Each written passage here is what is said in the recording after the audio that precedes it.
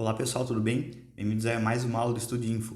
Hoje a gente vai fazer a nossa correção do simulado 05 das principais bancas. Então aqui vai ter questões da VUNESP, da CESP, da CESP-Sebrasp, né? Da nossa FCC, FGV, da Sesgran Rio, tá bom? Então aqui são as principais bancas que eu reuni as questões dos principais certames para a gente resolver, tá bom? Todas as questões baseadas aí nessas bancas para você que está estudando para o TJ, SP, TJ Bahia, tá? TJ do Ceará, Banco do Brasil, vai estudar Polícia Federal, Justiça Federal, TRF3, né? Então aí tem todas as questões dessas bancas aí, dos principais certames, tá ok? Esse simulado, se você ainda não fez lá no nosso grupo do WhatsApp, tá bom? Eu vou deixar o link aqui embaixo na descrição do vídeo, você pode fazer, faz ele lá, aí depois você volta aqui pro vídeo e daí você vê a sua correção, vê como que você foi, quais você errou, quais você acertou, e daí você consegue tirar suas dúvidas também, tá bom? Se você não faz parte do grupo do WhatsApp, o link também está aqui na descrição do vídeo. É só clicar lá, entrar, você pode fazer as suas interações junto comigo, junto com o pessoal lá do grupo, pode tirar dúvidas, né? E todo dia a gente tem um simulado novo para fazer. Eu coloco ele lá na parte da manhã e na parte da noite eu trago a correção juntamente com o ranking, né? Trazendo os melhores classificados do nosso grupo aí, beleza? Então, bora lá para nossa correção. Primeira questão fala o seguinte, ó. Um usuário fechou indevidamente uma guia do navegador web Google Chrome em uma máquina com Windows 10. Belezeira. Um modo de abrir uma nova guia nesse navegador é pressionando a seguinte combinação de teclas. Ó que legal, né? Ele ainda colocou aqui, ó, fechou indevidamente. Você vai falar, opa, ele quer abrir de novo. Não, ele colocou aqui, ó, vou até pegar o apontador para vocês verem, uma nova guia, tá? Ele não falou para abrir a guia anterior. Se fosse a guia anterior, já viria aqui, né? Ctrl Shift T, que ele abre a última guia que foi fechada, né? Ctrl F é o F de Find, localizar. Então a gente está buscando, né? A gente vai abrir a parte de buscas do nosso Google Chrome. Ctrl T é o T, a gente vai abrir tab, né? Vem do T de aba, tá? Tab da aba. Então é isso aqui que ele quer, né? Abrir uma nova guia, uma nova aba. Ctrl N é uma nova janela, tá? Tanto no Chrome quanto no Edge, a gente consegue fazer, no Firefox também. Ctrl Shift N é uma nova janela em modo privativo, né? Se for no Microsoft Edge não é privado, é in private que chama, mas é o mesmo tipo de navegação, né? Nos outros a gente trabalha como navegação anônima, tá bom? Tanto no Chrome quanto no nosso Firefox. Ctrl Shift N, então nossa navegação privada, e Ctrl Shift T, então ele vai abrir a minha última guia que foi fechada do meu navegador, tá? Só que não é isso que ele quer uma nova guia, então a alternativa correta é para abrir uma nova guia, tanto no Chrome, quanto no Edge, quanto no Firefox, Ctrl T, beleza? Então a alternativa correta aí, alternativa B. Próxima questão. Navegadores, browsers como o Google Chrome, Mozilla Firefox e o Microsoft Edge armazenam localmente cópias de arquivos e imagens, de modo a acelerar a navegação, mesmo que certos arquivos possam estar desatualizados. Essa característica é genericamente associada ao termo. Isso daqui é o termo que a gente utiliza como cache, tá? Cache é uma pré-visualização de página que já fica armazenada no meu navegador, para depois, na hora que eu for acessar ela novamente, já tem alguns arquivos ali pré-carregados, então ele não precisa carregar a página inteira novamente. Isso faz com que ela carregue de maneira mais rápida, né? Aí se você quiser visualizar isso, quando você está navegando em modo anônimo, você não salva o cache, tá? Então você lá coloca uma página para abrir em modo normal, uma página que você visita corriqueiramente aí todo dia, e depois você coloca essa mesma página para abrir em modo privado, para você ver qual que abre mais rápido, tá bom? Você vê que a que você visita já normalmente no navegador sem estar em modo privado, ela vai abrir um pouquinho mais rápido aí. Antigamente, na nossa internet de escada, era totalmente perceptível isso. Páginas que você já tinha pré-carregado uma vez, né? Você já fez a visita uma vez, quando você abria novamente, ela abria bem mais rápido, porque já estava o cache salvo, tá? Ele fica ali um pouco de memória, né? Cache e memória, ele fica um pouco de armazenamento na memória do computador, e depois ele só atualiza quando aquele cache do navegador é limpo, tá bom? Ou se você apertar F5 ou Ctrl F5 para ele fazer a atualização de maneira forçada aí, tá bom?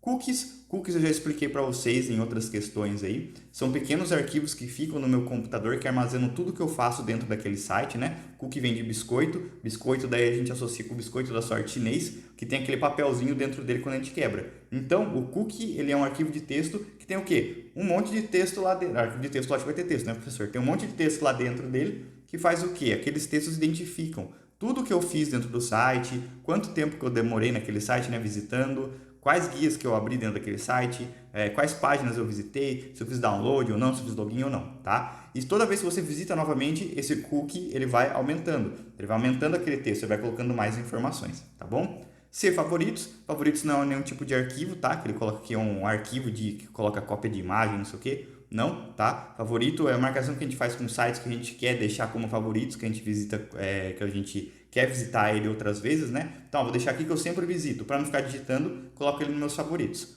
HTTP, protocolo de navegação, e o URL é o endereço da página, tá? O URL é o nosso endereço aí, Uniform Research Locator, beleza? Então, a alternativa correta aí, alternativa A, cache.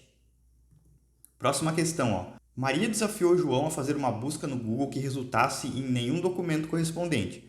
Assinale o texto de busca que João poderia usar. Então, as alternativas aí. Então, ela quer fazer de algum método que ele vai buscar no Google que não vai retornar nada, tá? Então, o que ele vai fazer? Alternativa A, ele vai pesquisar exatamente, né, entre aspas duplas, ele está pesquisando exatamente aquele texto. Então, ele está pesquisando exatamente, ó, entre aspas duplas, o X, né? Menos o texto exato X. Né? Então, ele está pesquisando exatamente aquilo, menos aquilo. Exato, tá? Isso aqui já vai dar um documento não correspondente.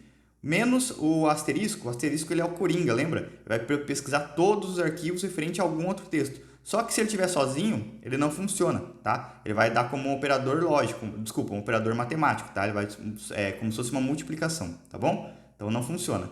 No document, também não funciona, ele vai pesquisar por esse texto aqui daí dentro do Google, x menos x, com um espacinho que ele entende como sendo uma expressão matemática, tá? E aqui também, ó, x espaço asterisco x, também ele entende como sendo uma outra operação matemática aí, tá bom? Aqui ele quis lubridiar, né, ó, tô pegando x menos tudo que vier relacionado ao x, tá? Não, tá? Isso daqui não tem a ver. Alternativa correta, então, a única que vai satisfazer é a alternativa A. É uma busca exata menos aquela busca exata, tá? Aí não funciona, tá? Ao menos tem que estar coladinho ali para ele funcionar. Se ele tiver espaço, ele entende como um operador matemático aí, que é a mesma coisa com o nosso asterisco, tá bom? Alternativa correta, então, alternativa A. Próxima questão. Um atendente recebe um cidadão que entra na agência e deixa um recado para o chefe do atendente, que está em uma ligação. Então, o cara tá lá, chegou, estava na ligação, o chefe dele, só que alguém quer deixar recado. E no intuito de anotar o recado em uma forma de lembrete, como se fosse um post-it colado na área de trabalho, o usuário pode utilizar o aplicativo próprio do Microsoft Windows 10 em sua configuração padrão de nome. Então, ó, um software proprietário aí do Windows 10 que já vem com ele, tá? Ele não fez nenhuma instalação, então já é próprio do Windows 10. Alternativa A, bloco de notas. Bloco de notas a gente consegue fazer anotações, só que ele não fica autoadesivo, tá? Ele não fica como se fosse um post-it lá na minha área de trabalho. Ele fica um documento de texto lá parado, né? Então, se você quiser abrir, você tem que apertar. Você não consegue visualizar o conteúdo dele, você tem que executar, você tem que abrir, tá bom? B. Notas autoadesivas, tá ok, tá? A gente consegue fazer isso daí, notas autoadesivas, a gente consegue deixar lá as notinhas já padrões para a gente ir só digitando e fazendo mais anotações. Então, pode ser a B. C. Notepad. Notepad e bloco de notas é a mesma coisa, tá? Ele só mudou o nome aqui para o inglês.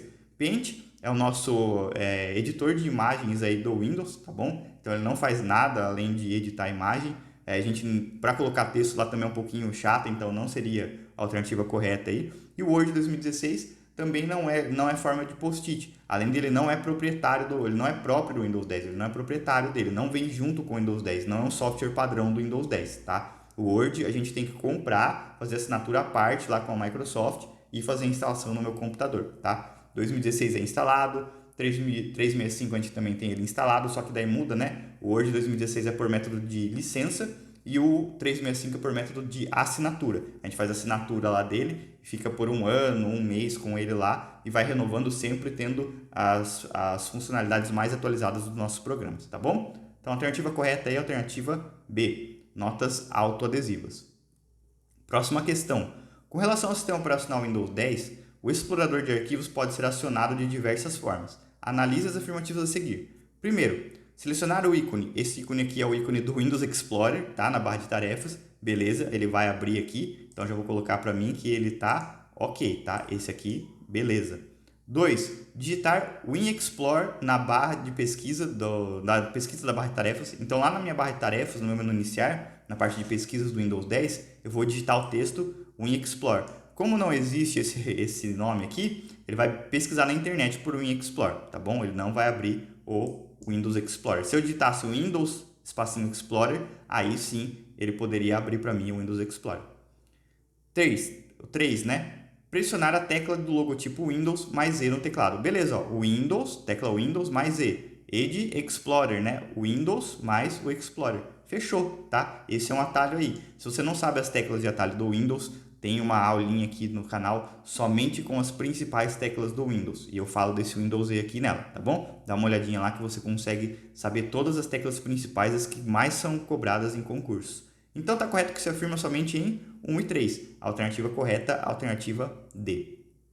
Próxima questão. Um usuário cria um novo documento de texto vazio no Word 2016 em sua configuração padrão e executa as operações a seguir na ordem em que são descritas. Primeiro, digita uma palavra e um espaço em branco. Tá, então ele foi lá, digitou a palavra. Tá, tem aqui uma palavra, espaço em branco. Clicou no ícone negrito. Beleza. Digita outra palavra. Essa outra palavra que ele digitou aqui vai estar em negrito, espaço em branco. Então, ó, clicou no ícone itálico. Essa outra aqui, então ela vai estar em negrito e em itálico, tá? São as minhas palavras aí, ó. Tô colocando aqui, ó, negrito, negrito itálico, digita uma palavra e espaço em branco. Ainda tá negrito itálico, né? Então vai lá, ó. Então, negrito itálico. Clica no ícone sublinhado, digita uma palavra e um espaço em branco. Então, agora eu tenho a palavra que ela tá em negrito, itálico e sublinhado, tá? Tá aí com as 3 formatações. Depois, ele clica no ícone negrito, digita uma palavra e um espaço em branco. Beleza, ele digitou uma palavra e um espaço em branco. Quando ele clica no negrito novamente, ó, ele apertou aqui a segunda vez, então ele tem o negrito, ó. Cadê o negrito aqui? Vamos ver. Negrito uma, negrito 2 vezes. Quando ele clica na próxima vez, o que acontece? Esse negrito vai embora, tá? A formatação em negrito some, mas não do texto que ele já digitou, é do próximo texto. Então, esse texto aqui ele vai estar somente em itálico e sublinhado, tá? E depois clicou no ícone justificar. Tranquilo, né? Após executar todas as operações escritas, a quantidade de palavras em negrito é... Quantas palavras ficaram em negrito? Então, a gente tem, ó, 1, 2, 3, 4, tá? 4 palavras. Então, a alternativa correta aí é a alternativa D. Se ele falasse para mim, quantas palavras estão em itálico? 1, 2, 3, 4 também, né? 4 palavras em itálico. Se ele falasse, quantas estão sublinhadas? 1, 2, tá bom? E assim vai. Então, sempre que eu clico na formatação lá de texto, quando eu clico em negrito, ele aplica o negrito até eu selecionar novamente de novo, até eu pressionar de novo. O itálico, mesma coisa. O sublinhado, ele também faz isso, tá bom? Só que o sublinhado ele tem um porém. Se eu já tiver um texto que está sublinhado, por exemplo, se eu tivesse essas palavras aqui, sublinhado, selecionasse o texto todo, selecionasse todo mundo aqui, ó, né? Se eu selecionasse todo mundo e apertasse sublinhado de novo, ele não ia tirar o sublinhado dessas daqui. Ele só ia acrescentar sublinhado nelas, tá? Então, essa é a diferença do sublinhado aí, certo? Então, ó, após executar todas as operações escritas, a quantidade de palavras em negrito, 4 palavras aí, alternativa D. Próxima questão fala o seguinte, ó. Com relação ao uso da função PROC-V no Microsoft Excel, julgue o item que se segue. O primeiro argumento utilizado na fórmula PROC-V é o num índice coluna, que representa a localização do intervalo do valor a ser procurado. O num índice coluna, na verdade, ele nem é o intervalo do valor a ser procurado. Ele é o que vai retornar para mim, né? É a coluna que retorna, é o índice de coluna que retorna lá dentro da minha busca. O primeiro valor do PROC-V é o que eu estou procurando, é o valor de procura, né? Eu estou procurando por aquilo dentro de uma tabela, lembra como que ele é escrito? O PROC-V, abre parênteses, coloco lá, por exemplo, um valor que eu estou pesquisando dentro de uma tabela, aí depois vem um intervalo de células, e depois vem o número de índice, né? Dentro dessa tabela aqui, quando eu achar esse valor, eu quero que ele retorne o valor correspondente em qual coluna? Na 2, na 3, na 4, coloco o número, né? E depois, se é aproximado, verdadeiro. Se ele não é aproximado, se é um valor exato que eu quero que ele busque, é falso, tá? Então, essa daqui é a nossa síntese do PROC-V. Então, ó, o primeiro aqui é o de busca, tá? É o que eu estou procurando, não é o número de índice de coluna. O número de índice de coluna seria o terceiro argumento, aqui ele fala o primeiro. Então, essa alternativa está errada. Próxima questão fala o seguinte, ó. Observe a planilha a seguir, elaborada por meio do Excel 2016 em sua configuração padrão. O valor exibido na célula D1, após esta ser preenchida com a fórmula maior de A1 até C3, qual maior? Lembra, ó, depois do ponto e vírgula, do último ponto e vírgula aqui do maior ou do menor, qual que é o que ele pede? O que é isso daqui? Isso daqui é o número de ordem. Qual maior eu quero ou qual menor eu quero, tá? Então, professor, mas aqui ele veio uma célula. Não tem problema, você vai substituir pelo valor da célula, tá? Então, ela quer saber de A1 até C3, ó. A1 até o C3, beleza. Esse intervalo aqui, qual maior ele quer? O A2. O A2 é quem? A2 é o 3. Então, ele quer saber o terceiro maior valor dentro desse intervalo aqui, tá? Então, dentro desse intervalo, quais valores eu tenho? Ó? Vamos ver, ó. Eu tenho o número 5, estou organizando aqui por ordem, tá? Eu tenho o 4, eu tenho um outro 4, tá? Então, estou pegando aqui, ó. Tenho o 5, o 4, um outro 4, um número 3, um outro número 3, tá? Aqui já achei, né? Qual que é o terceiro maior que eu quero? O terceiro maior que eu quero é esse 4 aqui, tá? Você fala, professor, mas o terceiro maior é o 3. Não. Lembra que no maior e no menor ele entra repetição? Então, se eu tenho os valores repetidos aqui, ele conta também. Então, esse é o primeiro maior, esse é o segundo maior, né? E o outro número 4 aqui é o terceiro maior, tá? Aí, olha, quer saber qual que é o quarto maior? É esse 3. O quinto maior é esse outro 3 aqui, tá? E assim vai. Se ele fosse 3 até o final, ia ser 3 até o final, beleza? Então, ó, a alternativa correta aí, ele vai retornar para mim o valor 4, tá? Alternativa correta, então, alternativa D. Beleza? Como que a gente resolve o maior? Ele só queria que a gente soubesse como que resolve o maior e ainda fez a pegadinha, né? Da nossa repetição aí. Lembrando que o maior e o menor, a repetição entra na minha conta de qual maior ou qual menor eu quero, tá? Próxima questão. A respeito de noções de informática, julgue o item a seguir. Embora as apresentações elaboradas no PowerPoint suportem animações e áudios, ainda não é possível exibir vídeos do YouTube nessas apresentações, mesmo que o computador utilizado tenha acesso à internet. Errado, né? A gente consegue lá a opção de vídeo online, tanto no PowerPoint quanto no nosso Microsoft Office Word aí, tá? A gente consegue fazer isso a partir das versões do Office 2016. Como aqui ele não colocou, né? Então, suponhamos que seja, né? No edital lá devia estar pedindo qual versão do PowerPoint que ele quer, tá? Mas a gente consegue sim, atualmente, fazer essas nossas apresentações aí, ter vídeos online, certo? Então, a alternativa aí, ela tá errada, beleza? Só que cuidado, se ele faz aqui, ó, no PowerPoint 2007, tá? No 2010, aí não é possível. Do 2016 para frente a gente consegue. Então, ó, 2016, 365, 2019, 2021, tranquilo, tá? Sem nenhum problema. Próxima questão, ó. Considerando o software Microsoft Teams, é correto afirmar que todas as equipes criadas no Teams devem ser públicas? Não, a gente pode ter as nossas equipes privadas, tá? Então, isso aqui não é correto. Um canal de uma equipe deve incluir todos os membros dessa equipe? Não, né? A gente tem também a opção de canais privados lá. A gente pode colocar dentro da nossa equipe, criar um canal com somente alguns membros da equipe.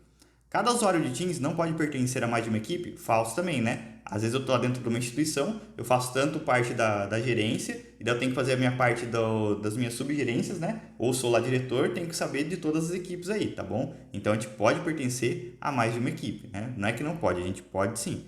Cada equipe comporta um máximo de 5 canais? Não, a gente pode ter mais canais de comunicação, tá? Uma equipe representa um grupo de pessoas que podem compartilhar, por exemplo, conversas?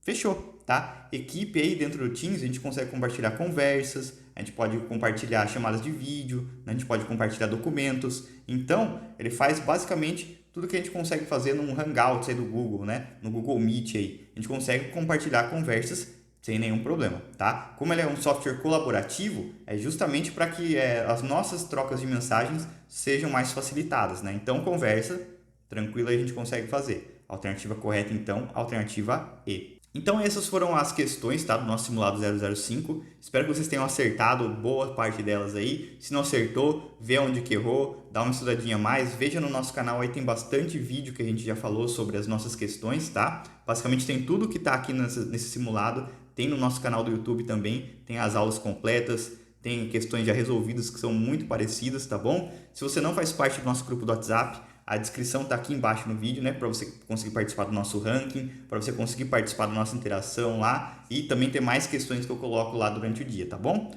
Vejo você na nossa próxima aula. Se você gostou, deixa aqui nos comentários. Quer que eu refaça as questões ou traga outros conteúdos para vocês? Deixa aqui nos comentários também, beleza? Deixa o joinha, já se inscreve no nosso canal para ficar pronto para os próximos simulados. Vejo vocês lá no nosso grupo do WhatsApp.